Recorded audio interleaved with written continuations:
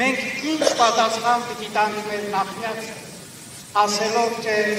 մենք կարող է կասկածի տակ դնել ձեր զոհ լինել։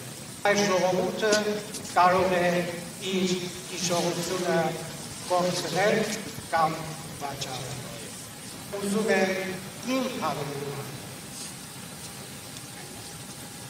կարդացի մի կարգախոսի զար և հալածությունից։ Մինչև զարկելս իրեններս։ Հարկավոր է ուժեղանալ, զորանալ, տոկալ դրանայի Հայաստան առանց պատմության և Հարավային Կովկաս ընդհանրապես ոչ պատմական, ոչ իրական Հայաստան։ Ահավասիկ,